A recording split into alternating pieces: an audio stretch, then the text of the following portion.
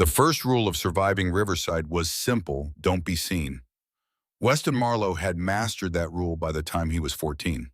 2 years of practice had turned invisibility into an art form, a discipline as precise as the calculus problems he solved in the back row of Mrs. Patterson's third period class.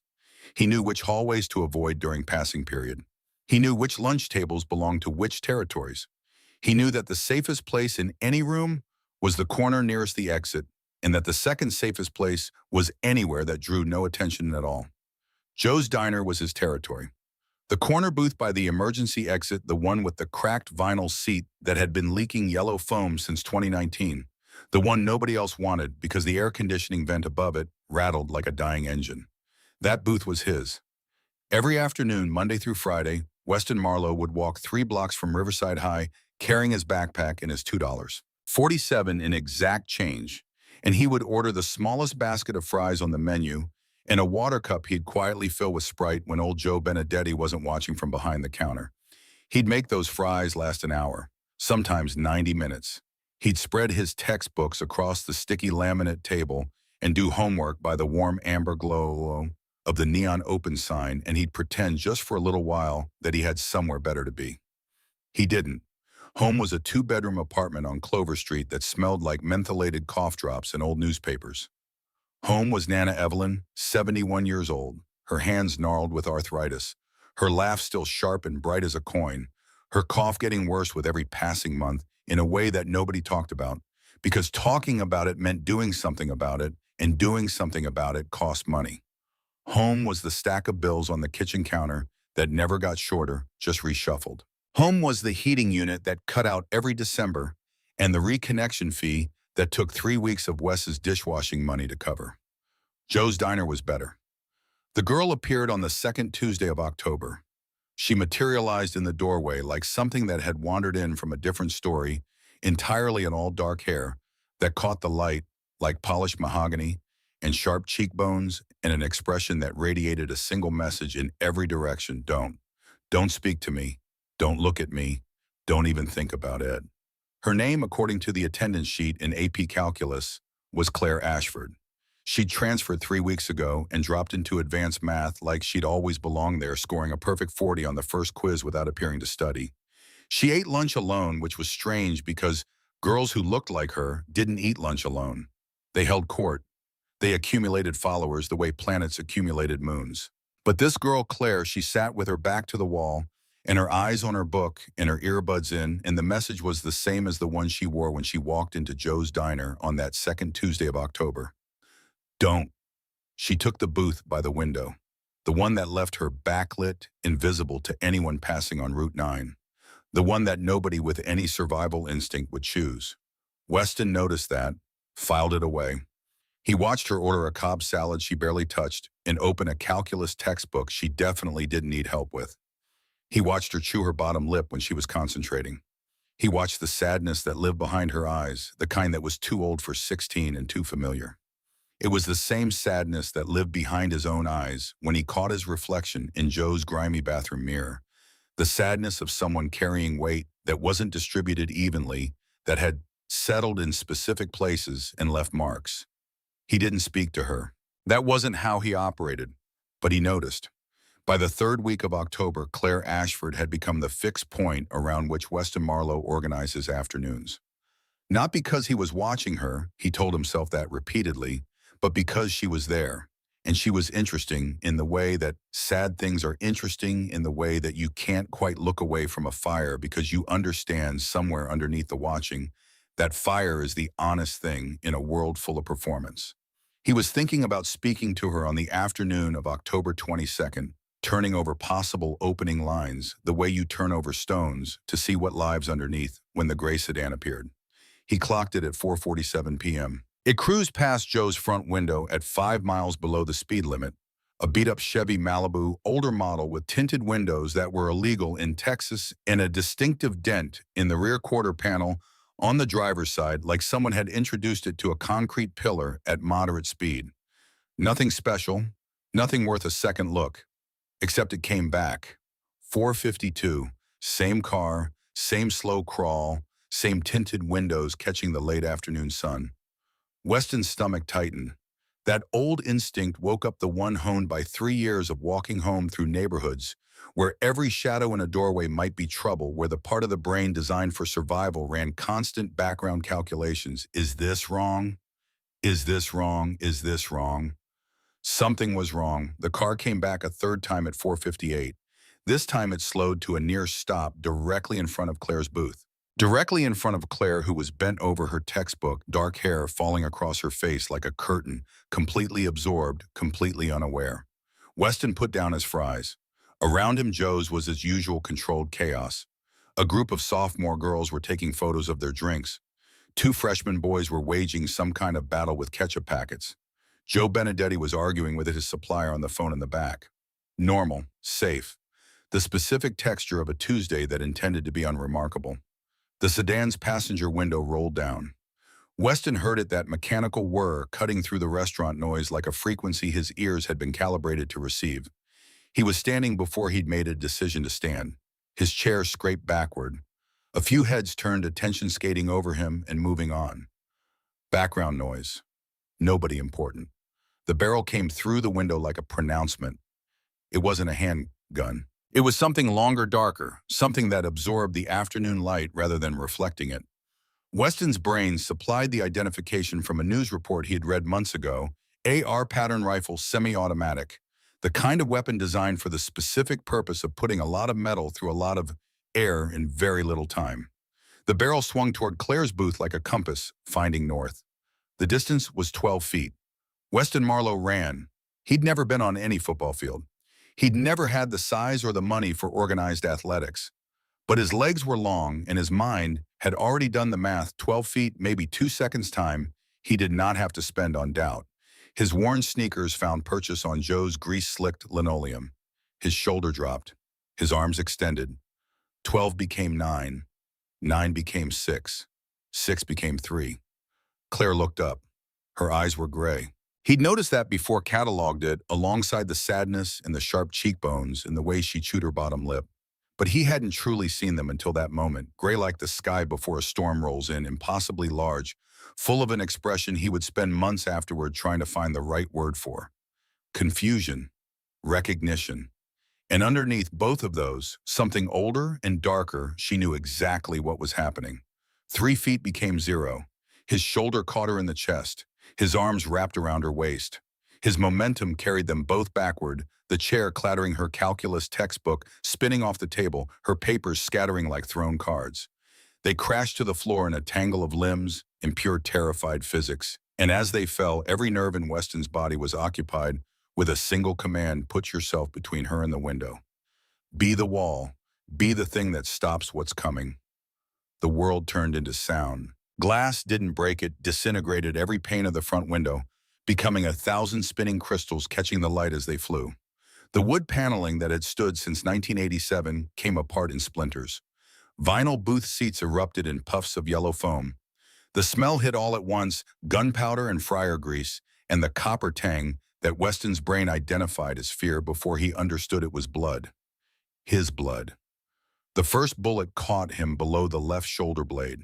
It felt like being hit with a fist that was also a brand, a white-hot impact that compressed his entire universe into one specific point for a fraction of a second. Then came the second, lower near his spine above his belt, and this one was different. This one burned in a way that felt fundamental, structural, like something that was supposed to hold things together had just been compromised. His lungs forgot how to work. His vision began to develop edges, darkness creeping in from the perimeter, like someone was slowly closing a hand around his field of sight. Beneath him, warm and trembling and alive, the girl was screaming. But she was screaming, which meant she was breathing, which meant he had done it correctly. He tried to push himself up, check on her, make sure his arms had stopped accepting instructions from his brain. Everything felt distant and strange, wrapped in layers of cotton and distance, the world doing that specific thing it does when it's trying to make the transition easier. Don't move. Her voice cut through the noise, small, sharp as broken glass. Oh God, don't move. There's so much blood. Weston could feel the blood, hot and spreading through his thrift store t-shirt, the one that said Riverside 5 Run 2022, which he'd bought for $2 at a Goodwill on Maple Street because it was the cleanest thing in his size on the rack that day. Am I okay? He heard himself ask. The words came out wrong, slurred, like his mouth was operating on a delay. You're shot. Her hands found his face. He could feel they were shaking. Even through the gray fog gathering at the edges of everything, her hands were warm. You're shot. Oh God. Why did you don't even know me. Why would you? Her voice broke. Seemed like the thing to do, Weston managed. He tried for a smile. It probably looked like a grimace. Somewhere outside, sirens had started. Coming closer, but not close enough. Never close enough in neighborhoods like this one. But underneath the sirens, something else was rising. Something that started as a distant vibration felt in the sternum before it was heard a low mechanical thunder multiplying. Motorcycle engines, not one, not two, many. The girl heard them too. He watched her face change, the tears stopping mid-track, her jaw setting something cold and certain and very, very old moving behind her gray eyes. She fumbled for her phone with blood-slicked fingers leaving red smears on the screen. She punched a number. Code red. Her voice was stripped of everything except information. Joe's Diner, Route 9 in Riverside. They found me. A pause. I'm okay. But the boy who saved me, her eyes came back to Weston's face, and the expression in them was something he'd never seen before and would never be able to fully describe. Recognition and grief and a determination so fierce it was almost frightening. Dad, he's dying. Dad, please. Dad. The word floated through the cotton and the darkness gathering at Weston's edges. She'd called someone Dad, and whoever that was, they could make motorcycle engines appear out of thin air in under 3 minutes. The thunder grew until it was less sound than experience, filling the air, filling the chest, filling everything. The last thing Weston Marlowe saw before the darkness completed its work was her face hovering above him like something permanent in a temporary world, beautiful and terrified and refusing to look away. The last thing he heard was her voice. Stay with me. You don't get to die after saving me. Do you hear me? You don't get to die. His body had other ideas.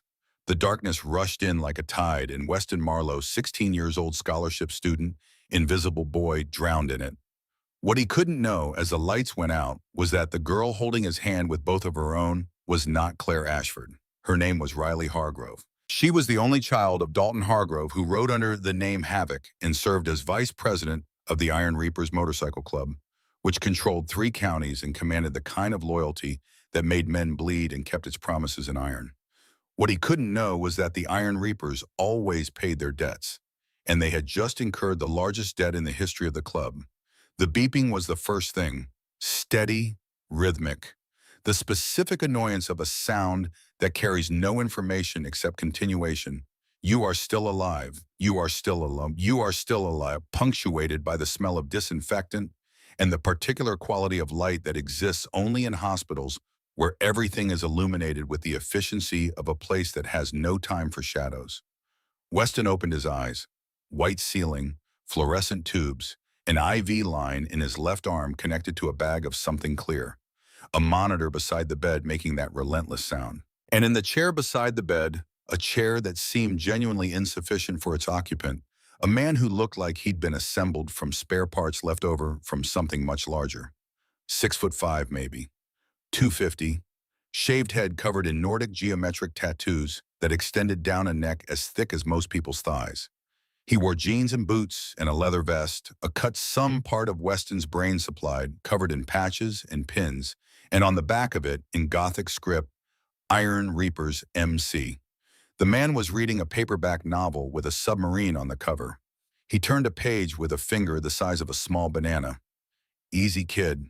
He didn't look up from the page. Don't try to sit up. Weston had not been planning to sit up. He had been planning to determine whether his body still worked in any useful configuration.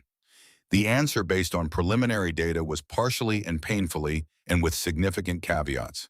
Who are you? His voice came out as a scratch, a whisper, a thing assembled from gravel. The man dog-eared his page and set the book on his knee. He reached for a plastic cup with a straw and held it to Weston's lips with a gentleness that was startling, coming from hands that large. Drink. Small sips. The water was extraordinary. Weston had never understood before that moment why water was worth tasting. He understood now. Name's Garrison Wade, the man said. Everyone calls me Tank. I'm a brother in the Iron Reapers. I've been sitting here making sure nobody bothers you. He paused. You coded once in the ambulance. Paramedics brought you back. 2 bullets, one collapsed your lung, the other missed your spine by about half an inch. His expression was flat, but something moved behind it. You're a lucky kid. Weston did not feel lucky. He felt like a structure that had been subjected to forces beyond its design specifications. The girl, he said. Is she? She's fine. Tank's face did something subtle. Not a scratch on her. Thanks to you. The relief that moved through Weston was disproportionate to everything. Disproportionate to the pain, to the strangeness of the situation, to the fact that he was in a hospital bed being guarded by a man who looked like he'd wrestled bears professionally. It was relief so complete it blotted everything else out for a moment. She was okay. He'd done it. My grandmother. The next thought arrived with the urgency of something that should have come first. She doesn't know where I am. She can't afford. Already handled. Tank's tone closed the subject gently but absolutely. She's been here twice. Nice woman. Doesn't talk much, but she hugs like she means it. The corner of his mouth moved slightly. The club arranged for a home health aide to check on her while you were laid up. And the bills, he made a small gesture. Don't worry about the bills. I can't let you, you're not letting us do anything. Tank leaned forward, elbows on his knees, the chair creaking under the shift. You took bullets that were meant for someone precious to this club. As far as the Iron Reapers are concerned, you're owed, not owing. Weston stared at him. The girl, he said finally. What's her real name? Tank studied him for a moment, then Riley. Riley Hargrove. Her father's our VP Dalton Hargrove. We call him Havoc. He paused. You didn't know who she was. I knew her name was Claire, Weston said. From the attendance sheet. I knew she got perfect scores on her calculus quizzes. I knew she was sad. He paused. I didn't know any of the rest. That's what makes it matter, Tank said. Most people, they see danger, they protect themselves. You saw danger and you moved toward it for someone you'd never spoken to. He sat back. That's rare. That's valuable. Before Weston could find a response to that, the door opened. Dalton Hargrove entered the room. Weston had thought Tank was large. He had recalibrated that assessment upon seeing Tank standing up. He recalibrated it again now, understanding that size was only one dimension of what made a person fill a room. Dalton Hargrove was 6'3", maybe 240, with a shaved head and a beard that had gone more gray than black. He had a scar that started at his left eyebrow and ended at his jawline, a record of some event that had tried to take his face and failed. His arms were covered in ink that told stories in a language that required fluency to read. He wore his cut over a black t-shirt and on his left hand, a plain gold band. He radiated danger the way a high-voltage line radiates heat, constant ambient, not aggressive, but simply present, something you registered instinctively and adjusted your behavior around. He crossed the room with the deliberate, unhurried movement of a man who had never been in a hurry because everything waited for him, and pulled up the chair on the opposite side of the bed from Tank and sat down and looked at Weston. For a long time, he simply looked. Weston fought the instinct to look away. The instinct won 2 rounds out of 3, but he held on. You know who I am, Dalton said finally. His voice was gravel and intention. Riley's father, Weston said, and VP of the Iron Reapers. Something moved in Dalton's eyes. That's right. He leaned forward slightly, elbows on his knees, mirroring Tank's posture from earlier. You know what you did. I tried to help. You threw yourself in front of my daughter when bullets were coming through that window. You took 2 rounds in the back. Dalton's jaw tightened. Doctor says if that second bullet had been half an inch to the right, you'd be paralyzed. You'd spend the rest of your life in a wheelchair. Weston absorbed that, half an inch. The difference between the life he had and a life unimaginable measured in the width of a human thumbnail. Is Riley actually okay? He asked. Not just physically. Is she okay? Dalton Hargrove went very still, and then his face cracked, not dramatically, not completely, just a slight softening around the eyes, a microscopic release of something that had been held under enormous pressure for a very long time. She's perfect, he said. Not a scratch. You made sure of that. He reached out slowly, telegraphing the movement and gripped Weston's forearm. His hand was rough and scarred and calloused, the hand of a man who had built and broken things with it for 42 years. "You gave me the greatest gift anyone has ever given me," Dalton said. "You gave me my daughter's life." Weston didn't know what to say to that. He'd discovered in the past hour that there were categories of experience for which language was genuinely inadequate. "I didn't think about it," he said finally. "I just moved." "I know." Dalton released his arm and sat back. "That's what makes it honorable. Courage under calculation isn't remarkable. Anyone can learn to manage fear when they have time to prepare. You had 2 seconds and you spent them running toward the danger." He paused. "That's a different kind of person."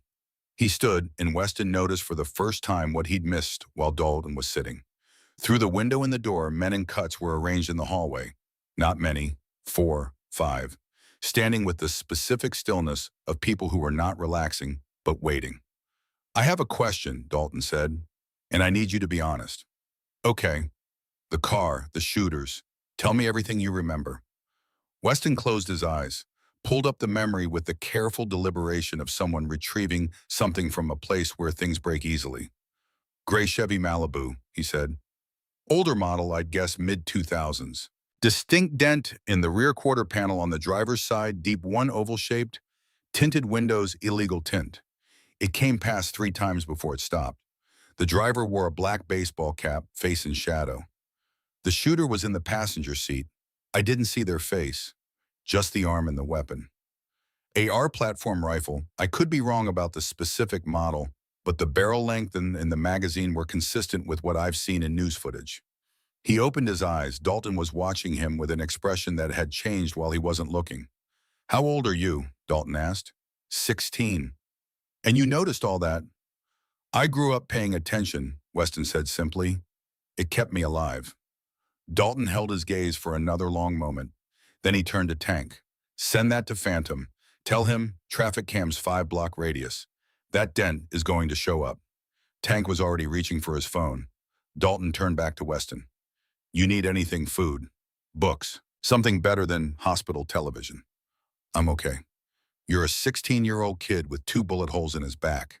You're not okay." But the way he said it wasn't unkind. "We're going to take care of your grandmother while you're in here. And when you get out." He paused at the door, turned back one more time, and his expression was unreadable in the specific way that conceals something too complicated for a single face to hold. "When you get out, we're going to talk about what it means when the Iron Reapers owe you." He left. His boots made sound on the linoleum that Tank's had not. 5 minutes later, the door opened again, and Riley Hargrove walked in. She looked nothing like the girl from Joe's Diner. She looked nothing like Claire Ashford from AP Calculus, with the perfect posture and the designer backpack and the armor of careful unavailability. She wore an oversized Iron Reapers hoodie that came down to her thighs, jeans, sneakers. Her dark hair pulled back in a messy knot, her face scrubbed clean of everything. She looked younger like this, more real, more frightened. She stopped just inside the door like she wasn't sure if she was allowed to come further. "Hi," she said softly. "Hi," Weston said. His heart was doing something complicated and completely unrelated to the collapsed lung. She pulled up the chair her father had vacated closer to the bed than he'd placed it and sat down and looked at her hands for a moment. Then she looked up and the full weight of those gray eyes landed on him. "I wanted to come sooner," she said. "Dad said I should wait until you were actually awake and not just technically conscious." A pause. "I hated waiting." "I don't mind that you waited." He paused. "I wasn't particularly entertaining for the first 14 hours. Something almost like a smile moved across her face. Then it faded. "Thank you," she said quietly. "I know that's not enough.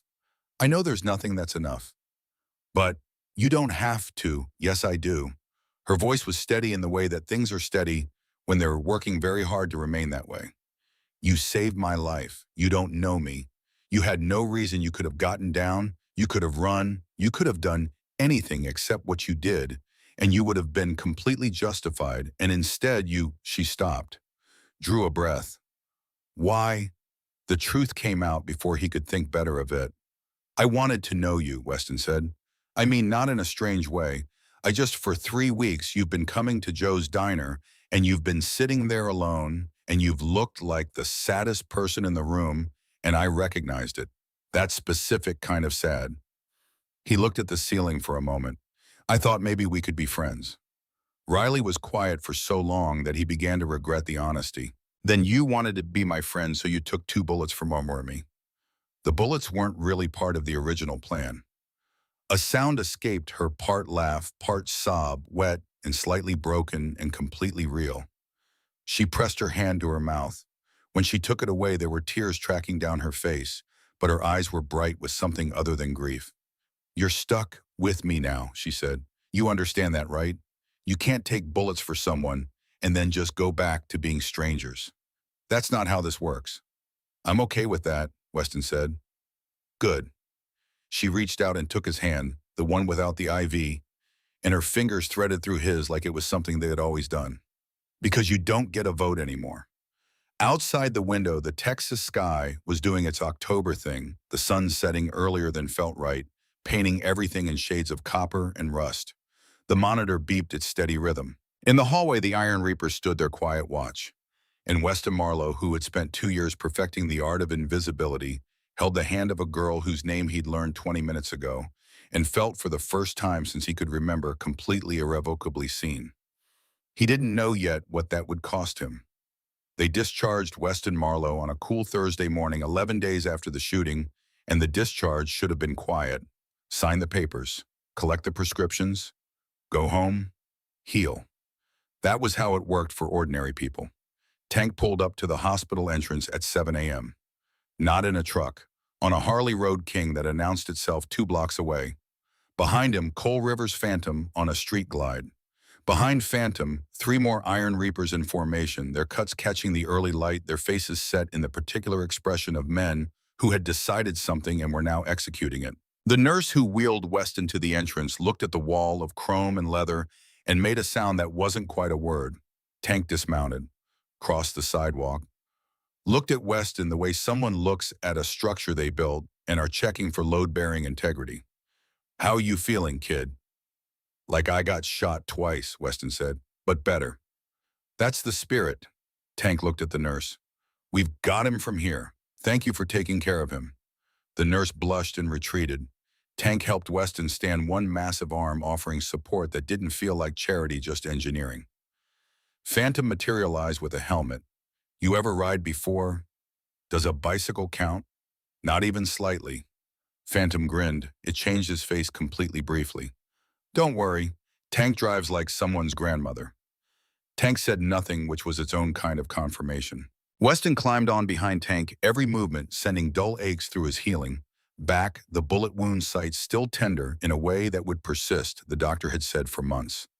Tank started the engine and the vibration moved through Weston's entire body, through his bones, through his chest, through some layer of him that existed below the rational and responded to the frequency of controlled power and motion. Then they were moving. He saw her as they pulled away from the curb. Riley stood at the hospital entrance leaning against the pillar with her arms crossed and her leather jacket on and that small, knowing expression on her face. She raised one hand. Just that. A single wave. His chest did something that had nothing to do with the collapsed lung. They didn't go to Clover Street. The convoy turned toward Riverside High, arriving just as the morning bell was sounding, students pouring from buses and cars in the usual chaotic tide. The tide stopped. 6 motorcycles at the curb, 6 men in Iron Reaper's cuts. And Weston Marlowe, the scholarship kid, the invisible boy, the ghost who ate lunch in the bathroom and duct-taped his sneakers, climbing off a Harley like he'd been doing it his whole life. The whispers started immediately spreading through the crowd in concentric rings. Is that Calloway? He got shot. He saved the new girl. Are those Iron Reapers? Is he in a gang now? What is happening? Weston felt every eye, felt the weight of attention he had spent 2 years engineering himself to avoid. It pressed against him like weather, like barometric pressure, like the specific discomfort of a thing you've never been subjected to. Tank's hand found his shoulder briefly. You good from here? Yeah. Anything happens. Phantom tapped the phone they'd given Weston days earlier, a prepaid thing with 4 numbers programmed into it. 10 minutes away. The bikes roared off. Weston stood alone in the parking lot, the center of 100 stairs, his backpack on his shoulder, and his healing back aching, and his entire social architecture as an invisible person dismantled in the span of 30 seconds. He almost turned around, almost walked the 3 blocks back to Clover Street, and told Nana Evelyn he needed another week. Ready. Riley appeared at his elbow. She'd gotten there faster than geometry seemed to allow, and she was looking at the school entrance with the expression of someone who had long ago made peace with being observed. For what? For everything to be different. She took his hand, fingers threading through his with the easy familiarity they developed in the hospital, and looked at him steadily. You're not invisible anymore. You can be scared of that, or you can walk in with me. But either way, you're not invisible. He looked at the entrance, at the faces watching, at Derek Mitchell and his football satellites clustered near the doors, and the way the color had drained from Derek's face when he'd registered the cuts on the men who'd escorted Weston. Okay, Weston said. Let's go. They walked in together and the whispers became a roar. Being visible was exhausting in ways Weston hadn't anticipated. By lunch on the first day, he'd been approached 11 times by people who had looked through him for 2 years. Girls who'd never registered his existence suddenly asked if he was okay. Guys who'd laughed when Derek shoved him into lockers wanted to know what getting shot felt like, what it was like to be with Riley Hargrove, whether the Iron Reapers were actually dangerous. He found Riley in the library during third period, sitting in the stacks where he used to eat his lunch alone. She was leaning against the shelf with her knees drawn up, reading a torts textbook, which was not standard junior year material. He slid down the wall to sit beside her. Their shoulders touched. It's too much, he said. I know. I just want to disappear again. She turned a page. You can't. You're visible now. She looked at him sideways. But visible doesn't have to mean alone. That's what you didn't understand about being invisible. You were alone. That part doesn't have to stay. He sat with that for a while. What are you reading? Torts, pre-law prep. She held up the book so he could see the cover. Tank got it for me. Don't ask why Tank has a torts textbook. I'm going to ask why Tank has a torts textbook. He says law is a weapon and he likes to be armed. She set the book down. He's not wrong. Derek Mitchell came to find Weston on the third day back. He appeared at their lunch table looking like a different person from the one who'd made Weston's life a controlled misery for 2 years. Smaller, less certain. He stood with his hands in his pockets and his eyes on the floor, and he said he needed to talk privately, and Weston looked at Riley and she nodded, and they moved to an empty hallway. My dad talked to me, Derek said, not meeting his eyes, about what you did and about who she is, who her dad is. Okay? And he made me think. Derek's jaw worked. About the lockers and your lunch money and all of it. 2 years of all of it. He finally looked up. There was genuine fear in his face, and underneath the fear, something that looked painfully like shame. I'm sorry, I know that's not enough, but I'm sorry. Weston studied him. The apology was imperfect, too much fear in it, too little courage, but it was real. He could hear real when it came. I accept your apology, Weston said finally, but here's the deal. You leave me alone, I leave you alone. And when you see someone else getting pushed around, you stop it. You don't have to be a hero, you just have to not be the problem. Relief moved across Derek's face like sunrise. He stuck out his hand. Weston shook it, feeling the tremor. Derek walked away. Riley appeared at Weston's shoulder. Gracious, she said. He was scared. Fear can be a good teacher. Is that how it works in your world? Implications and consequences. She was quiet for a moment, watching Derek sit down with his friends. My world runs on consequences. Fear is just a language some people only understand. She took his hand. Come on, I have something to show you. The warehouse at the edge of the Iron Reapers compound had been cleared out and converted into something functional. Heavy bags hanging from ceiling beams, mats covering the concrete, a weight rack against the far wall. It smelled like rubber and effort in old wood. Tank was there when they arrived, sitting on a folding chair, reading his submarine novel. You're late, he said without looking up. We had school, Riley said, which is a concept I'd like you to engage with. I engage with it every time I drive you there. He dog-eared his page. Stand over here, kid. What followed was 2 hours of Weston being introduced to his own body in terms he'd never considered. Not fighting exactly, defense, redirection. The physics of using someone else's momentum against them, of creating the space of surviving the first 30 seconds of a situation that wants to kill you.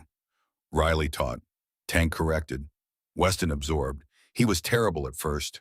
He was slow and stiff, and his healing back sent complaints up his spine every time he moved in ways it hadn't approved. But he was there and he paid attention, and the things his body didn't understand on Tuesday, it began to understand by Thursday. As they cooled down on the mats with water bottles sweating in the November air coming through the cracked skylights, Weston asked the question that had been building. "Why are you teaching me?" Riley turned her water bottle in her hands. "Because you saved me when you didn't know how to fight. I want to make sure that if you ever need to save yourself, you can. I'm never going to be like you. I'm not trying to make you like me. I'm trying to make you capable." She looked at him, steady and serious. "The world we're in now, Wes, it's not always going to be safe. People know you're connected to the Iron Reapers. That makes you protected, and it makes you a target. Those are the same thing." A pause. "I need to know you can handle yourself." "What if I can't?" Her hand found his on the mat. "You threw yourself on bullets. You're built for more than you think." By late November, Weston could hold his own in a basic sparring session. He'd never win against Riley, who moved like a language he was still learning to read, or against Tank, who was simply a different category of physical problem entirely. But he could create space. He could survive the first exchanges. He could think while his body was under pressure, which Tank told him was the actual skill. Everything else was just rehearsal for the thinking. The training changed other things too. He moved differently, held himself differently. The permanent forward hunch of someone trying to take up less space had begun to correct itself. He met people's eyes without calculating the risk first. The invisible boy was becoming someone else. The question was who? He was still working out the answer when Riley called him on a Wednesday afternoon in the week before Thanksgiving. "Come to the clubhouse after school. Emergency. Dad needs you here." Tank's face when he picked Weston up was the specific face of bad news being managed. The clubhouse was full, every patch member who could get there on an hour's notice, which turned out to be most of them. The energy in the room was the kind that builds before weather charged and specific and leaning towards something. Knox Callister stood at the center of it. Knox was lean where Dalton was massive, silver-haired somewhere in his mid-50s, with the kind of quiet authority that didn't require volume. He wore his presidency the way certain men wear their age, not against them, but as evidence of something survived. On the wall behind him, surveillance photographs. Men, buildings, vehicles Weston didn't recognize. "The Scorpions have been rebuilding," Knox said. "New infrastructure, new membership. And our intelligence tells us they're planning a coordinated counterstrike. Multiple targets, simultaneous." He paused. "We've identified 6 key operations. We have a window tomorrow night, Thanksgiving. We hit all of them at once and we end this." The room moved, angry, focused, unified. From somewhere in the back, Riley's voice, "I want to be part of this." The room went still. "Dalton, absolutely not. I'm not asking permission." Riley stepped forward. She was wearing her Iron Reaper's family vest over a dark jacket, and she looked like someone who had decided something some time ago and was only now saying it out loud. "They shot at me. They put a gun through a window to kill me. This is my fight. You're 16. So is Wes. And he took 2 bullets without any training." She looked at her father without flinching. "If he could face danger for me, I can face it for this family." Dalton's jaw went to stone. The room watched the way rooms watch things that might go either way. It was Knox who stepped in, his voice carefully neutral. "Havoc, she's got a point. Maybe it's time we stop protecting her from the life and start including her in it under controlled conditions." The silence that followed lasted long enough to mean something. "You ride in my truck," Dalton said finally. His voice had gone rough in a way that wasn't anger. "You stay with me. You observe. You don't engage." "Agreed. And Wes goes too." Dalton's eyes found Weston across the room. "He witnesses what this family does." Weston nodded. He didn't trust his voice. Thanksgiving night was cold and clear. The kind of Texas winter night that reminds you Texas does have winters, it just packages them differently. Weston sat in the passenger seat of Dalton's F-350 as the convoy moved through the city, 20 bikes, 4 trucks, all headed to different destinations in coordinated silence. Riley was in the back seat, jacket on, watching the passing streets with an expression Weston couldn't fully read. "What you see tonight stays between us," Dalton said. His voice was even, but carrying something underneath that evenness. "Not a threat, a trust." "I understand. The Scorpions made this necessary." Dalton watched the road. "We don't do this for sport. We do it because the alternative is living in a world where shooting at my daughter has no consequences. And I can't live in that world." Weston understood that in a way that bypassed argument. They watched on a tablet as Team Alpha moved on the first location, a house on the east side, one of the Scorpions' revenue operations. No battering ram, no chaos. Tank and 3 brothers walking up to the front door and knocking, and the door opening, and 5 minutes later, 5 men in zip ties on the lawn, duffel bags loaded into trucks. Clean, surgical, odal. They moved to each location, the same result everywhere. Overwhelming prepared force against targets who'd been watching their backs in the wrong directions. By 11:35, locations were secured. The 6th was the Scorpions' main clubhouse outside the city, and that was where it ended. Dalton parked on a rise overlooking a warehouse by the Brazos River. "Stay," he said. And this time it wasn't a request, it was a boundary he was drawing with the full weight of who he was. "Both of you, no matter what you hear," he got out. Joined Knox and the assembled brothers at the warehouse entrance. They walked up to the door the way people walk up to a place they own, because tonight they did, and they went inside. 5 minutes of silence. Then one shot, a single crack in the cold air. Then silence again. 10 minutes later, they emerged. The Scorpions' president, a scarred man the club called Rattlesnake, came with them. Hands bound, blood on his right hand, something in his face that had collapsed. They forced him to his knees in the gravel. Knox stood over him with a phone. Dalton's voice carried in the cold air. "Make the call." Rattlesnake shook his head. Knox nodded to Phantom. The shot that followed was not lethal, but it was definitive, and the sound Rattlesnake made was the sound of a man revising every decision that had brought him to this moment. "Make the call," Dalton said again, and Rattlesnake made the call. Confessed everything to a D. A contact on the other end. Names, operations, transactions, locations. His voice flat and broken and empty of anything except the information being extracted from it. When he was done, they left him there for law enforcement to find the evidence already transmitted, the case already made. The Iron Reapers disappeared into the Thanksgiving night. In the truck driving back, nobody spoke. Riley looked out the window. Weston looked at his hands. "Are you okay?" he asked quietly. She was quiet for a long moment. "I don't know yet." "That's an honest answer." "I'm working on honest." She looked at him. I think I understand your world better than I did this morning." "Is that good or bad?" He thought about Rattlesnake on his knees in the gravel, about the 5 zip-tied men on a lawn who would wake up tomorrow to find their operation gone and their future rerouted. "It's true," he said. "I'm not sure good and bad are the categories." Riley nodded slowly. Outside the window, the Brazos River caught the moonlight and turned it silver. The nightmares started 2 weeks later. Weston would wake at 2 or 3 in the morning with his heart going wrong and his back aching and his eyes full of images that didn't sequence correctly. Rattlesnake's face, Riley's blood-slicked hands on his own face at Joe's diner, the barrel of the rifle swinging toward the window. Nana Evelyn would find him at the kitchen table, hands wrapped around a mug of tea that had gone cold, and she wouldn't ask questions. She'd just put her hand on his shoulder and stand there, and that was enough. Riley had nightmares too. She didn't tell him for a week, and when she did, she said it simply without drama. "I see your blood. Every night I feel it on my hands. It's not your fault. If I didn't exist, you'd be safe.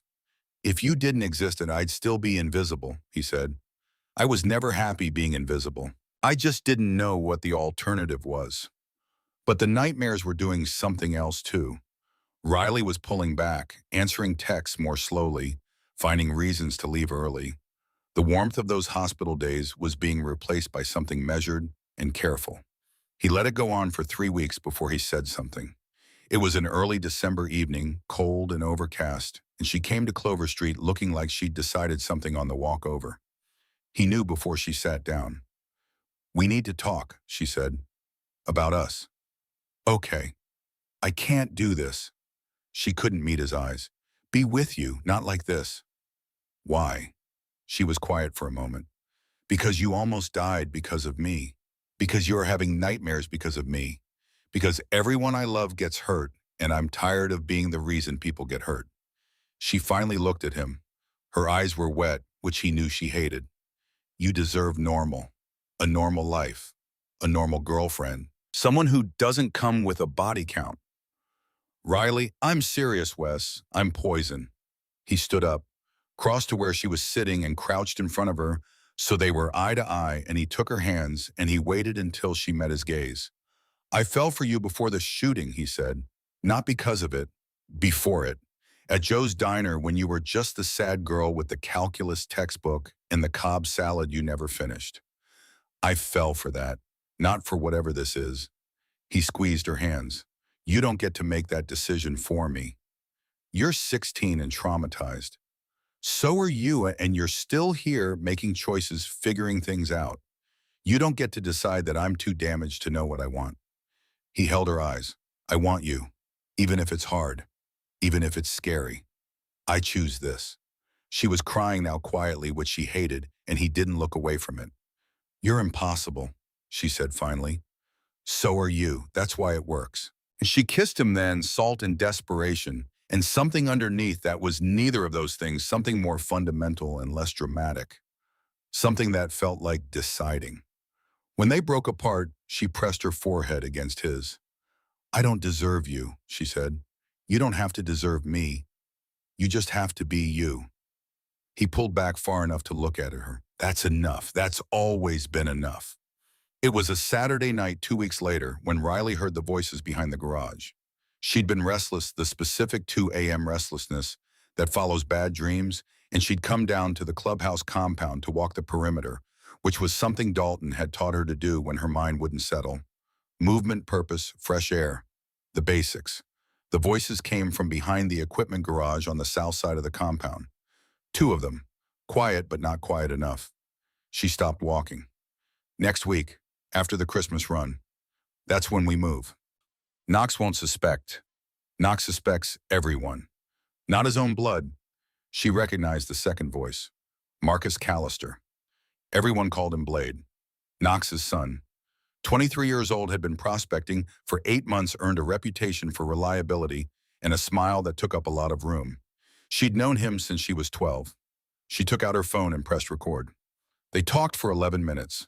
She stood in the shadow of the garage wall and listened to everything that planned to frame Dalton for theft from the club treasury to create a crisis that would fracture loyalties to position Marcus as the solution when everything broke. The name they kept coming back to Razor. Devin Polk, the prospect who'd leaked Riley's location to the Scorpions. Not a Scorpion operation, a Marcus Callister operation. The Scorpions had been a tool hired to create chaos to eliminate Riley to give Marcus the crisis he needed to seize power. The shooting at Joe's Diner hadn't been a war move. It had been a power grab, and Riley was the piece that was supposed to be sacrificed to make it work. She stood in the cold for a long time after the voices moved away. Then she called Weston. He answered on the second ring voice, rough with sleep. "Riley, it's 2 in the, I need you to come to the compound," she said. "Now, I found something." A pause. "Wes, I found the architect." They played the recording for Dalton at 3 in the morning, sitting in the kitchen of his house, and at the edge of the compound, the overhead light harsh and the coffee going cold between his hands. He listened to all 11 minutes without moving. When it ended, the silence that followed was not the silence of a man who hadn't understood. It was the silence of the man rearranging everything he thought he knew about the past 8 months. Every decision reviewed, every moment recontextualized, every face he'd trusted reassembled around a new truth. "Knox's son," he said. His voice was very quiet. "Yes," Riley said. "Marcus."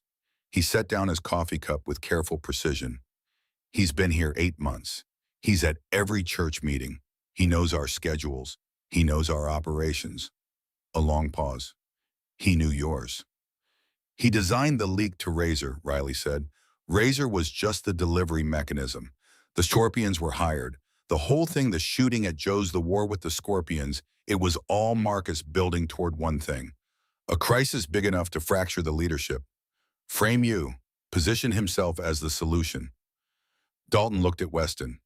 You were part of this without knowing it. I figured that out on the walk over, Weston said. Knox has to know. Dalton stood, began pacing. But we need more than an audio recording. We need a confession that can be presented to the full club. A vote requires evidence. He stopped pacing, looked at Riley. You found this yourself. That means you can do the next part. A wire, Riley said, not a question. I need him to confess on record. His own words. Dalton watched his daughter. I'm not going to ask you. You don't have to ask. She met his eyes. He doesn't see me as a threat. He never has. I'm just Havoc's daughter, club royalty. I've known him since I was 12. Her voice was steady. That's exactly what he'll expect me to be. And if he realizes, Wes will be outside, tank, phantom. But it has to be me, Dad. His ego is his vulnerability. He'll talk to me because he'll think he's won and he wants someone to know it. Dalton looked at his daughter for a long time. She didn't look away. Phantom gets the equipment, he said finally. You wear it. We run surveillance from outside. He crossed the kitchen and put both hands on her shoulders. The moment you feel wrong about it, I'll say the word. The moment anything, Dad. She put her hand over one of his. I've got this. He held her gaze. Something moved through his face, not defeat, but the specific kind of surrender that fathers make when they finally understand that their daughters have become themselves. I know you do, he said quietly. I just hate that you have to. 3 days later, on a gray December afternoon, Riley Hargrove met Marcus Callister in the empty equipment warehouse on the south side of the compound. She told him she'd overheard two of the older brothers talking. Told him they were saying Dalton had been making bad calls, taking risks that had already cost the club. Told him she was scared of what it meant for her father's position. She told him she was looking for someone worth backing. Marcus Callister was 23 years old and smart enough to have built this scheme, and not smart enough to understand that the person standing in front of him had dismantled it piece by piece in a single night. His ego was exactly what Riley had diagnosed it as, the specific ego of someone who had spent his whole life in his father's shadow and was absolutely certain of his own undervaluation. He talked for 18 minutes. He told her about Razor, about the Scorpions contract, about the plan for the treasury theft and the framing and the crisis vote. He told her about the timeline. He told her toward the end, leaning forward with the conspiratorial intimacy of a man who wanted a witness to his own cleverness, that he'd be the best president the Iron Reapers had ever had. He told her she'd be glad she was on the right side. Riley nodded and said she was glad too. In a van 200 yards away, Knox Callister sat between Tank and Phantom and listened to his son's voice describe the shape of his betrayal with the patience of a man who had survived things that should have killed him and was being asked to survive one more. When the recording ended, Knox sat for a long moment. Then he said, "Bring him in. Emergency church meeting." The full club assembled within the hour. Knox stood at the center of the main room and played both recordings, the one Riley had made 2 nights earlier behind the garage and the one from the warehouse that afternoon. He played them without introduction or editorial comment, and the room listened with the particular quality of attention that exists when people are being asked to rearrange what they know. When it was done, Knox said, "That's my son." Nobody spoke. He bought a prospect. He hired our enemies to kill Havoc's daughter. He has been planning to destroy this club from the inside for months. Knox's voice was flat and even in the way that things are flat and even when enormous force is being applied to keep them that way. And I didn't see it. Marcus was brought in zip-tied, flanked by 2 brothers. He came in defiant chin, up the expression of someone who had decided that if this was how it ended, he would end it without flinching. He looked at his father and didn't lower his eyes. "You're weak," he said. "You and Dalton both. You're stuck in the past. The club needs—" Knox backhanded him once, open-palmed, without apparent emotion. Then he stepped back. "Brothers," he said, "the question before this club, guilty or not guilty?"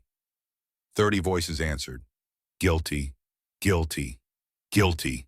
Not unanimous. Nothing in this world was unanimous but overwhelming in its own kind of verdict.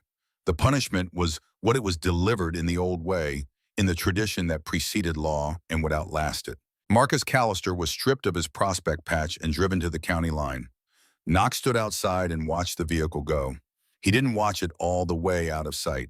He came back inside and sat down, and the club gave him space, which was a different kind of respect than the kind they gave him when he was in command.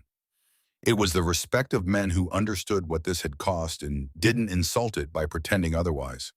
Dalton crossed the room and sat beside him, put a hand on his shoulder, said nothing. Riley found Weston on the steps outside, sitting in the cold December air, his breath fogging in front of him. "You okay?" he asked when she sat down beside him. "No." She leaned her head back against the doorframe. "I just destroyed a family. You saved one. That's not how it feels." "I know." He found her hand in the dark. "How it feels and what's true aren't it always the same thing? You did what had to be done. We carry it together." She turned to look at him. In the light coming from the compound, her gray eyes were the color of the winter sky. Not sad, not happy, just present. Completely present. "Together," she said. "Together." She was quiet for a moment. "Are you sure after everything you have seen? Are you still sure this is what you want?" "Riley." He turned to face her. "I've watched your father build something from loyalty and consequence, and the specific kind of love that doesn't ask for recognition. I've watched your club absorb a betrayal from inside and survive it. I've watched you take a situation that could have broken you and use it to make everyone around you safer." He paused. "Yes, I'm sure." She looked at him for a long time.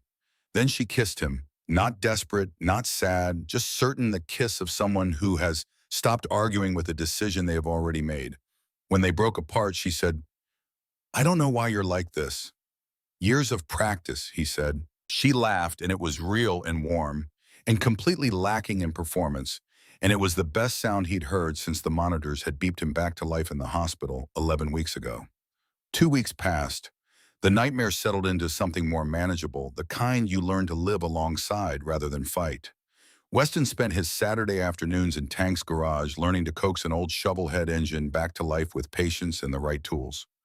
Riley came by on Sundays, and they'd sit on the garage floor afterward with oil on their hands and talk about nothing important, which was its own kind of important.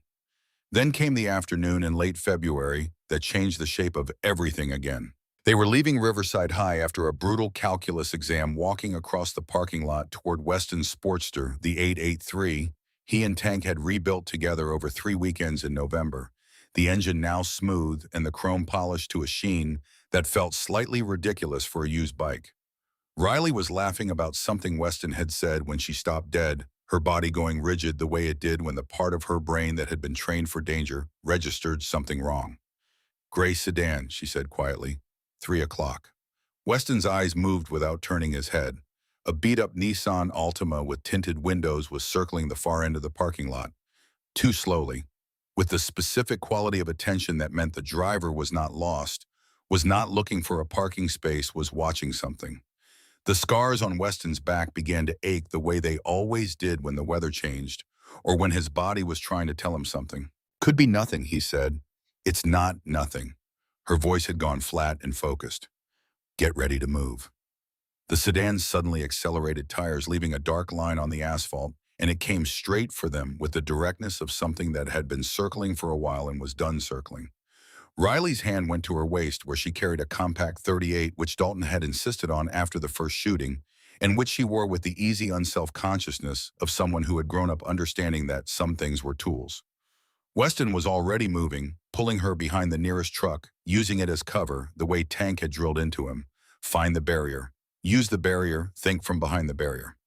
The sedan roared past. The passenger window came down. The gun barrel that appeared from it was the same species of wrongness as the one he'd seen through Joe's diner window 4 months ago, and Weston's nervous system responded to it the same way it had then, not with paralysis, but with motion, with the specific clarity that comes when every option except action has been eliminated. Gunfire cracked across the parking lot.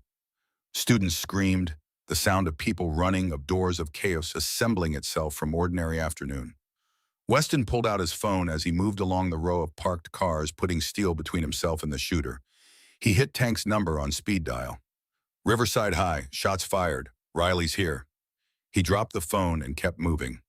Riley was behind an SUV 30 feet away, her body low and her arm extended, her shots controlled and aimed, and nothing like the panicked firing of someone scared. She was aiming at the tires, which was what Dalton had taught her. Disable first, neutralize second. The first shot went wide. The second connected. The sedan lurched, pulling hard to the right, the front tire gone. Another shot, the rear tire. The car ground to a stop against the curb, both front and rear driver's side tires shredded, going nowhere. The passenger door opened. Even at 50 yards with the afternoon light wrong and the distance between them, Weston recognized the man who stepped out. Marcus Callister. Blade. 2 months since they'd driven him to the county line. He was thinner than he'd been, harder looking, with the specific appearance of someone who had spent those 2 months consumed by something that didn't leave room for eating or sleeping. He held an AR platform rifle in both hands, and he wore the expression of a man who had decided that if he was going to lose everything, the people responsible were going to know exactly why. Riley Hargrove. His voice carried across the parking lot with the quality of someone who had been practicing this. You destroyed my life. You and your father and your little boyfriend. You destroyed everything. You destroyed it yourself. Riley's voice came back clear and without tremor. Put the rifle down, Marcus. 2 more men had gotten out of the sedan, both armed, flanking Marcus. 3 against 2, and one of the 2 was Weston, who had a phone and some training, and the memory of what it felt like when bullets found him. He understood the geometry instantly. Riley had Marcus in her sightline, but the 2 flanking men were at angles she couldn't cover simultaneously. If they moved, she'd have to choose, and the one she didn't choose would have an open line. Training took over in the specific way that Tank had described the body leads in The Mind Explains afterward. Weston stood up from behind the car he'd been using. Hands visible. No weapon. Moving slowly enough to be seen clearly. Marcus, he kept his voice even. Over here. Marcus's head whipped toward him. The rifle swung. Weston felt the particular quality of attention that comes from having a weapon pointed at you, the way everything sharpens and slows simultaneously. The boyfriend, Marcus said. The bitterness in it had curdled into something beyond that. You think you're something, walking around with your Iron Reaper's vest like they actually want you there. You're a prop. You know that a charity case they keep around to make themselves feel good. Maybe, Weston said. He took a slow step to the left, drawing Marcus's aim with him, watching from the edge of his vision as Riley registered what he was doing and began to reposition. But I'm a prop who's still standing. What does that make you? Marcus's jaw tightened. The rifle came up. Weston had one clear thought in that moment, not fear exactly, something colder and more useful. Don't give him a stationary target. He moved left, sharp and fast, the way Riley had drilled into him 100 times. Don't run straight, don't present a clean line. The shot that came cracked the asphalt 6 inches to his right, and then Riley was there. Not from where she'd been. She'd covered the ground between them in the time it had taken Marcus to fire and recover, moving in the low, fast way she moved when she wasn't performing, when she was just being what she'd been trained to be. Her .38 pressed against Marcus's temple before he could track her movement. Drop it, she said. Her voice was the voice of someone who had done the math and arrived at an answer. Right now. Marcus froze. The 2 flanking men looked at each other, looked at Riley, looked at the gun, and made the calculation that most people make when the person holding the weapon has the expression Riley had at that moment. Both of them set their guns on the asphalt and raised their hands. Drop it, Marcus, Riley said again. Quieter now. The rifle clattered to the ground. Riley kicked it away, produced zip ties from her jacket pocket with the efficiency of someone who had thought this through, and secured Marcus's wrists. By the time she'd moved to the second man, Tank and 2 other Iron Reapers had roared into the parking lot, the sound of the bikes arriving like an answer to a question. Students with phones were filming from behind cars and doors, and every piece of cover the parking lot offered. Weston's legs chose that moment to remember what adrenaline withdrawal felt like. He put a hand on the nearest car and breathed. Riley was there. She crossed to him in 4 steps and grabbed his vest with both hands and looked at him with eyes that were doing several things simultaneously. "What were you thinking?" Her voice was tight with something that wasn't anger, but was adjacent to it. "Standing up like that. He had a rifle, Wes." "So did the guy at Joe's diner," Weston said. "And you needed a distraction. I needed you alive. Those aren't mutually exclusive." He looked at her steadily. "I created space. You used it. That's exactly what we trained for." She stared at him. Then she pulled him forward by his vest and kissed him, part relief and part fury and part something beneath both that had no name except the obvious one. When they broke apart, Tank was standing 3 feet away wearing an expression of profound exasperation. "You two," he said, "are going to give Havoc a heart attack." Marcus Callister and his 2 associates were arrested. The evidence was unambiguous. Security cameras had captured the entire encounter. 3 armed men attacking students in a school parking lot, self-defense as plain as it was possible to be. The DA's office called the following morning and used the phrase "open and shut" twice in the same sentence. Dalton arrived at the school before the police had finished taking statements, screeching into the lot in his truck with Knox 1 step behind him, both of them doing the specific thing that men like them do when they've been close to losing something they can't replace, which is to arrive at full intensity and then have nowhere to put it. Dalton pulled Riley into a hug that looked like it might not end. "Baby girl." His voice was muffled in her hair. "When Tank called, we handled it, Dad." He pulled back, held her at arm's length and looked at her the way people look at things they've nearly lost, with the specific attention of someone recalibrating value. Then he looked at Weston. "You distracted him," he said. "She did the hard part," Weston said. Dalton looked between them. Something moved across his face that had too many components to separate out. "Come here," he said, and pulled Weston into the same hug he'd just released Riley from, which was not something Weston had been expecting and which lasted long enough to be real. Knox watched from a few feet away. When Dalton released Weston, Knox caught his eye and gave him a single nod, the kind that means more than its component parts. Marcus Callister received 22 years. His 2 associates got 12 each. Knox visited the jail once alone, and when he came back, he looked older and lighter in the same proportion, which is the specific arithmetic of grief that has been properly accounted for. "He's not my son anymore," Knox said to no one in particular, to all of them at once. "He made his choices. We move forward." And they did. Spring came to Texas with its usual lack of subtlety, turning everything green and warm in the space of 2 weeks, the way spring there always seems like someone flipped a switch. Weston and Riley finished junior year with honors. The shooting at the school parking lot made the local news for 3 days and then faded the way events fade when their resolution is too straightforward to sustain narrative momentum. Life returned to normal, which was a word that had changed its meaning completely. Normal now meant Tank picking Weston up on Saturdays for bike work in the garage, the 2 of them spending hours on engines and not talking about anything consequential, which was its own kind of conversation. Normal meant Riley teaching self-defense 3 times a week in the warehouse, her students an assortment of club families and prospects who'd quickly learned that her size had no relationship to her capabilities. Normal meant being recognized at the gas station, the grocery store, the library by people who'd seen the news coverage or heard the story secondhand, the invisible boy rendered permanent, invisible, by the accumulation of moments that had found him. Normal meant being seen, which Weston was still learning to inhabit. Senior year arrived in the particular way senior years arrive, with the weight of endings and the strange simultaneous lightness of approaching freedom. College applications dominated the kitchen table at Clover Street, where Nana Evelyn had taken to sitting with Weston in the evenings and asking pointed questions about engineering programs and scholarship requirements in the voice of a woman who had decided that her grandson's future was her primary project. Weston applied to Texas A&M for mechanical engineering, UT Austin as his backup. The applications went in on a Tuesday afternoon in November, and Nana Evelyn made a cake that said "good luck" in blue frosting, which was both unnecessary and exactly right. Riley applied to UT Austin for pre-law early decision, which meant she already knew the answer she wanted. She applied nowhere else. When Weston asked about the strategy, she said, "Oh, I know what I want. I don't see the point in pretending otherwise." He didn't argue with the logic. The Iron Reapers' annual winter gathering happened on the first Saturday of December. The compound transformed by lights strung between buildings and tables heavy with food, and the central yard dominated by a bonfire that pushed back the December cold. Families filled the Space Brothers in their cuts, the women who rode beside them, children doing what children do at adult gatherings. Nana Evelyn was there.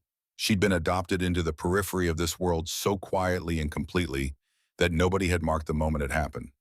She simply appeared and was accepted because she was warm and sharp, and she made sweet tea that people walked across rooms for, and in a world that ran on substance over performance, those were sufficient credentials. Knox called for attention around 9 in the evening, and the crowd assembled in the familiar circle, the fire at the center casting everything in movement and warmth. 2 months ago, Knox began, we stood in a parking lot and watched two 16-year-old kids face down three armed men because the men they'd been trained by had given them the tools to do it.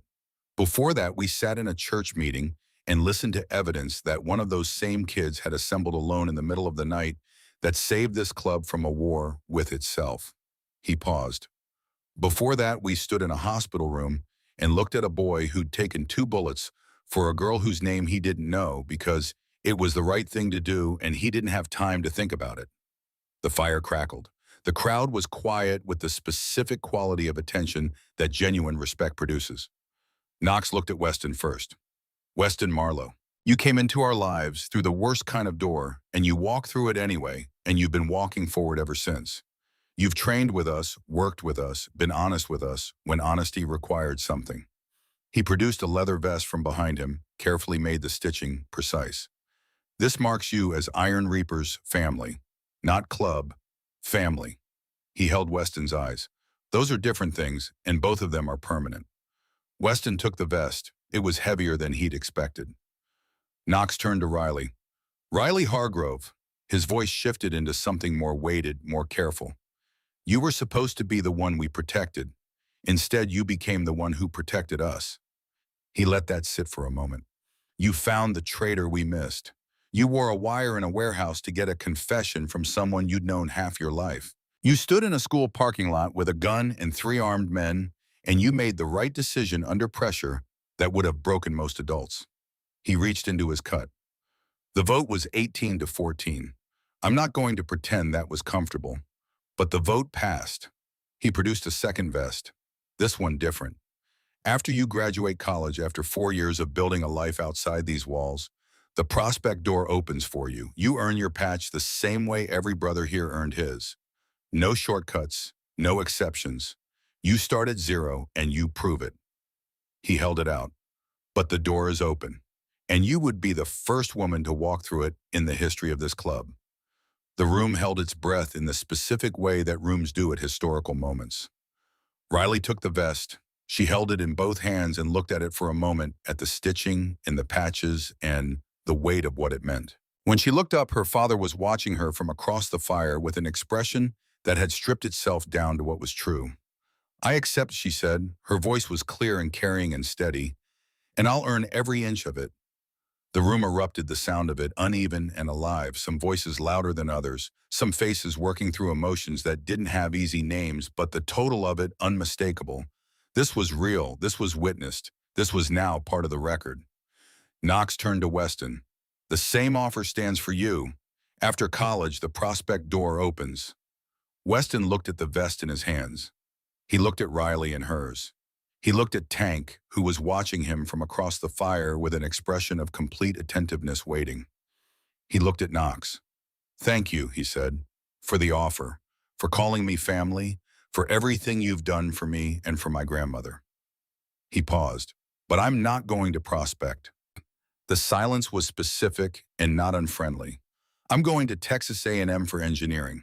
I'm going to build something with my hands and my mind, a career, a life, a future that belongs to me. He looked at Riley. She's going to be an Iron Reaper. She needs someone on the outside of that, someone who lives in a different world and can remind her that both worlds exist, someone who isn't inside the life but would do anything for the people in it. He looked back at Knox. That's my role, and I think it's more useful than a patch. Knox studied him for a long moment. Then he smiled, small, genuine.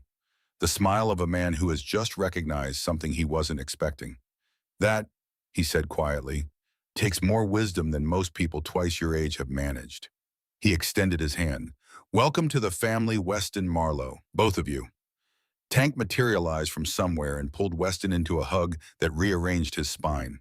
Phantom clapped his back. Viper, the sergeant-at-arms, actually smiled, which several people later claimed was historically unprecedented.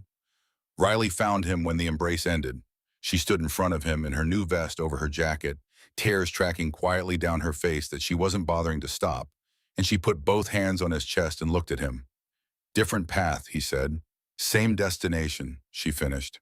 He pulled her in and held her in the light of the bonfire in the warmth of the family they'd found in the wreckage of an October afternoon, and the cold December air smelled like wood smoke and leather, and something that had taken him months to identify. Home. It smelled like home. Dalton found them later when the party had softened into something easier, pulling them into his office where the sound of celebration was muffled behind a closed door. Sit down, he said, not an order, an invitation. They sat. He stood with his back against the desk, arms crossed, looking at them with an expression he'd been working up to all evening. I need to say something, he said, and I need you to hear it without arguing. He looked at Riley. Baby girl, I have spent your life trying to protect you from this world because I knew what it would cost you, because I made your mother a promise that I'd give you a different life. His voice roughed at the edges. I failed at that. You're in this life and you chose it, and I am proud of you in a way that I don't have adequate words for, and I am terrified every single day. Dad, not arguing, he said it gently. He turned to Weston. And you chose to stand beside her without joining her. You chose to be the anchor on the outside, the thing that tethers her to a world I can't always give her. That's harder than prospecting. You know that, right? I'm beginning to understand it, Weston said. Good. Dalton leaned forward. Then I'm asking one thing from both of you. One promise. They waited. Don't lose yourselves, he said. This life takes. It takes from everyone in it, piece by piece, and it doesn't give those pieces back. I've watched it happen to men I respected. He looked at Riley. You remember that you're my daughter first. You remember that you are a person before you are a prospect, before you are a patch member, before you are any category this club assigns you. You are a person first. He looked at Weston. And you remember that you're an engineer, a good man, a person building a future that matters. You don't let this world take pieces of that. His voice dropped. You come to me if you start losing yourselves. No judgment, just tell me. Oh. He pulled them both into a hug, the massive, encompassing kind, and for a moment they were both just 16 and held and safe in the way that people who are loved feel safe, which is not the absence of danger, but the presence of something that makes danger bearable. Now get out of here, he said into Riley's hair. Go be young while you still have the option. They went to Joe's diner. It felt right in the complete and unargued way that only a few things feel right. The diner had a new front window, the bulletproof kind. The booth by the window had been reupholstered. The booth in the corner, by the emergency exit, the cracked one, the one with the rattling air conditioning vent, and the ripped vinyl and the greasy light of the neon open sign, that one was the same. They ordered milkshakes they didn't particularly need, and sat in the corner booth, Riley on Weston's side, because the booth by the window held a different weight now, and they looked out at Route 9 in the December quiet and didn't say anything for a while. What happens now, Riley said eventually. College applications are already in, Weston said. We wait. And if they both come through, Texas A&M and UTA Austin, 2 hours apart. He looked at her. Every weekend. Every weekend, she agreed. And summers. And summers. He found her hand across the table. 4 years feels long until you think about what we've already survived in 4 months. She turned the milkshake glass in her hands. Do you think we can do it? The distance, the different paths, all of it. I think we figured out how to do hard things, Weston said. I think that's the actual skill. Not any specific hard thing, just the capacity for them. She was quiet for a moment. Then she looked at the wall behind him, at the new paneling, freshly painted, covering the place where the window had shattered and the bullets had torn through the wood. If you knew where to look, which they did, you could still see the outline of the repair beneath the new surface, the ghost of the damage permanently present under everything that had been fixed. I see it every time I come in here, she said. The repair, the shape of what happened. She looked back at him. Even under the paint. Does that bother you? She considered it. No, it just means it was real. It was real, he said. Best, worst day of my life, she said. He looked at her. I was going to say that. I know, I wanted to say it first. She smiled, the real one, the slow one that took a moment to get started and then stayed. 4 years. Then I come back and I prospect and I earn my patch. And I'll be 2 hours away in College Station being a completely normal engineering student. You've never been completely normal. I'm working on it, she laughed. He held her hand across the table in the amber light of the neon sign in the specific warmth of a place that had become the before and after of everything, the location where one life had ended and another had started, unasked for and unwanted and entirely necessary. After college, Weston said, after you earn your patch, I'm going to ask you to marry me. Riley went very still. You can't tell me that 4 years in advance, she said. I just did. She opened her mouth, closed it. What if I say no, you won't? That's an incredibly arrogant thing to say. It's an honest thing. He met her eyes.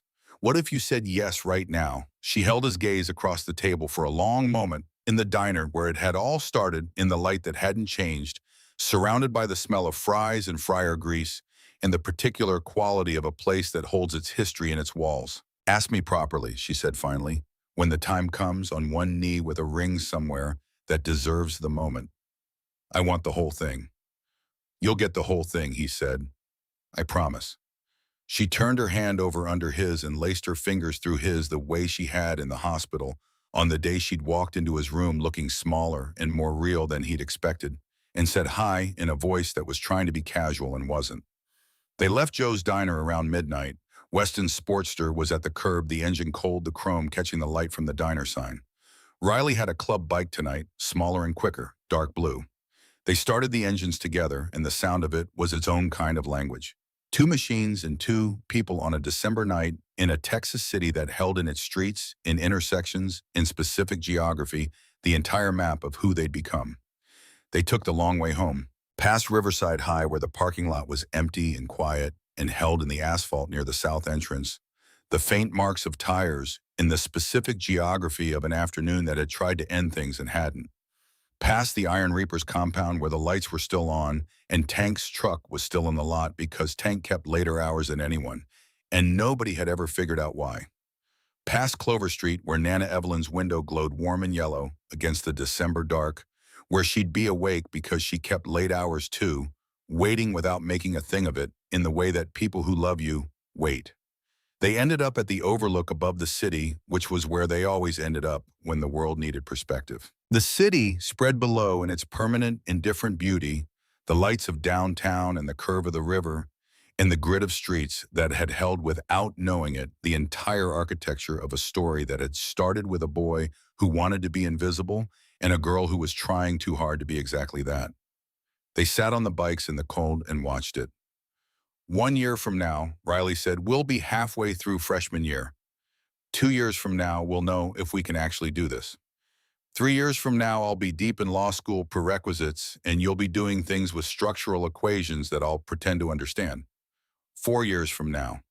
4 years from now, she said, I'll earn my patch, and you'll get down on one knee somewhere worthy of the occasion, and I'll say yes because obviously I'll say yes, but you're going to ask me properly anyway.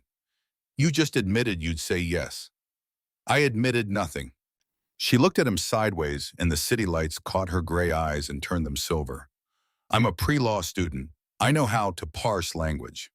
He laughed, which was the sound that had replaced the silence he'd lived in for 2 years, the specific laugh of someone who has been given back something they didn't know they'd lost. Riley, he said, yeah. I'm glad it was you, that day at Joe's. I'm glad you were the one sitting by the window. She was quiet for a moment. I hated sitting by the window. My dad had told me to sit in the corner with my back to the wall, and I sat by the window anyway because I was 16 and tired of being afraid, and I thought maybe if I just acted normal, normal would find me. She paused. It didn't work, but you did. That might be the most romantic thing anyone's ever said. Don't push it. He reached over and took her hand, and they sat above the city they'd been born into and survived on a December night with the cold pressing in and the future pressing toward them in equal measure in the specific stillness that exists between the thing that has happened and the thing that is coming. The city below them held everything they'd lived through and everything they were going to live through, all of it compressed into the grid of lights and streets and the dark ribbon of the river running through it. Joe's Diner was down there somewhere, the corner booth, in the neon sign, and the new bulletproof window. The hospital where monitors had beeped him back to life. The high school parking lot, the compound, Clover Street, all of it simultaneously behind them and still present the way things that have shaped you are always present, not as the past, but as the ground you're standing on. Weston Marlowe, who had spent 2 years becoming invisible and 4 months becoming seen, sat above his city with his hand in Riley Hargrove's and felt with a completeness that didn't require examination that he was exactly where he was supposed to be. Not because it was easy, not because it was safe, not because the road ahead was clear or the future was known or the dangers were finished presenting themselves, but because he had learned in the space of 4 months in 2 bullet wounds and 1 parking lot and 100 hours of sparring on warehouse mats that the thing he'd been trying to avoid being known, being seen, being someone that people could find and need and lose was the only thing worth having. He'd thrown himself toward a gun for a girl whose name he didn't know. He'd do it again, tomorrow, next year, 40 years from now, because some people are worth dying for, and the same people, the exact same people, are worth living for. And living for someone, truly living with your whole self visible and available and present, turned out to be the harder and more important act. Riley Hargrove was both. She was the difficult thing and the worthwhile thing, and the reason the corner booth at Joe's Diner had stopped being a hiding place and started being a beginning. They sat above the city until the cold became something to go inside from, and then they started the engines together and they rode back through the December streets, their vests catching the amber of the streetlights, marking them as something claimed and permanent and known. The road ahead was long, 4 years of separate schools and different lives in the ongoing work of becoming who they were going to be. Then a year of Riley proving herself on her own terms in a world that would require exactly that. Then whatever came after the engineering career and the law degree and the life built piece by piece from the materials of who they were and who they'd made each other. None of it was guaranteed, none of it was simple, none of it would be quiet, but they'd ride it together. That was enough. That was everything. That was home.